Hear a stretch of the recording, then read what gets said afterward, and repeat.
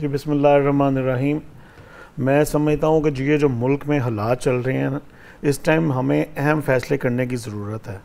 और जिस तरह हम बिजली के नाम पे वज़ीर आज़म साहब ने जो सख्तियाँ की, जो ताजरों पे क्या पूरी अवाम पे जो है बम गिराया, उस पर हम चीफ़ ऑफ आर्मी स्टाफ से गुजारिश कर रहे थे कि भाई वो ख़ुद जो है फ्रंट लाइन पे आएँ। और उनकी मेहरबानी कि उन्होंने अवाम का सोचा और ख़ुद आगे बढ़ के अहम फ़ैसलों के बारे में सोचा।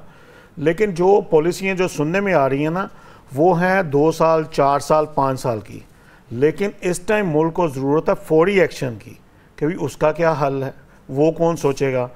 और उसके बाद कि आया जो करप्ट लोग जो हुकूमत के अंदर हैं या सरकारी जो है बिल्डिंग के अंदर हैं, उनका एहतसाब कौन करेगा। सबसे अहम है कि जो महकमों के अंदर काली भेड़ें हैं उनका एहतसाब किया जाए, फिर उसके बाद अवाम को रिलीफ देने के बारे में सोचा जाए। देखें, अगर हमारी 25 करोड़ आबादी है, उसमें से यानी मैक्सिमम 1 करोड़ 2 करोड़ लोग जो है यानी इस काबिल होंगे जो ख़र्चा उठा सकते हैं या मुल्क को लेके चल सकते हैं। वरना बाकी जो 22 करोड़ 23 करोड़ अवाम है, टैक्स तो वो हर चीज़ पे दे रही है। यहाँ तक कि एक माचिस की डब्बी लें उस पर भी टैक्स है। हमारे मुल्क की अहम ज़रूरत है तालीम, जो इंतहाई महंगी हो चुकी है।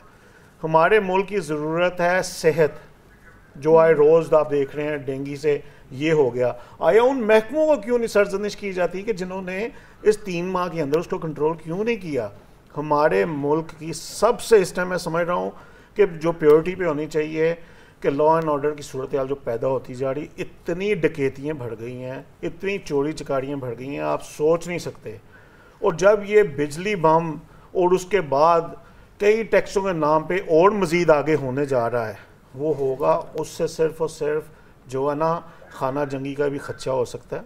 जो हम अच्छा, मुजाहिद मकसूद भट्ट साहब, आप सदर अंजुमन ताजरान हैं, आप उस मुलाकात का हिस्सा थे जिनमें आर्मी चीफ ने मुलाकात की ताजर बरादरी से, क्या आप भी उस मुलाकात का हिस्सा? नहीं जी, उसका मैं हिस्सा नहीं था, लेकिन कोर कमांडर साहब ने जो 2 दिन पहले जो बुलाई ताजरों की और चैम्बर्स मुख्तलिफ चैम्बर्स को जो बुलाया, उसका मैं हिस्सा था। वहाँ जो यानी जो मेरी समझ में आई हैं वो तमाम की तमाम बहुत अच्छी जो है इकदाम है।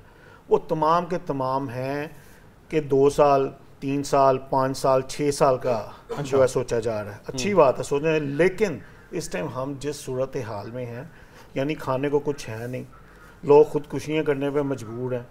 अब तो लोगों के पास बेचने के लिए भी कुछ नहीं रह गया। बेतहाशा लोग हैं, मार्केटों के ताजर हैं जो डिफ़ाल्टर हो गए हुए हैं। जो कोरोना जब आया तब वो लोगों की रास खा गए, अपनी नहीं, अपना तो पहले ही खा चुके थे।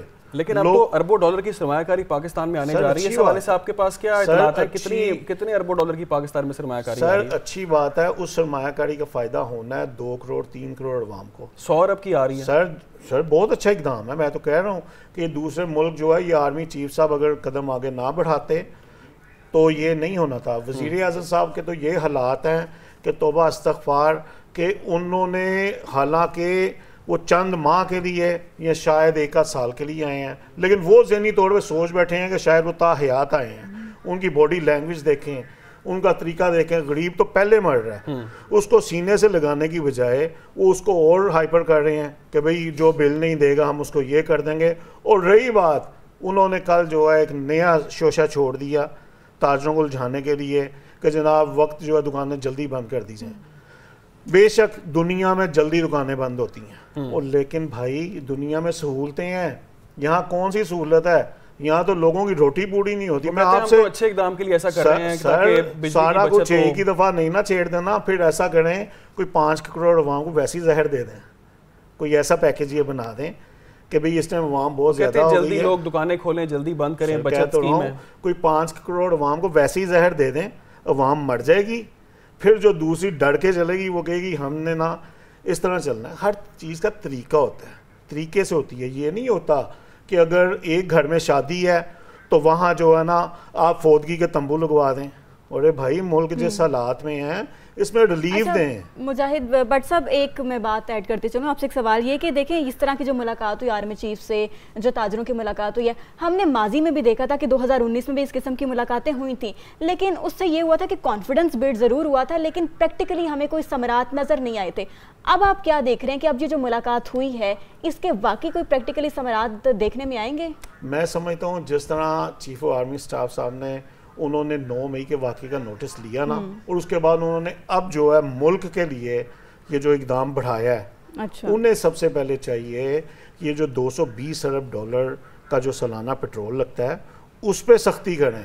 ये वो लोग हैं जो अफोर्ड कर सकते हैं, ये वो लोग हैं, यही लोग जब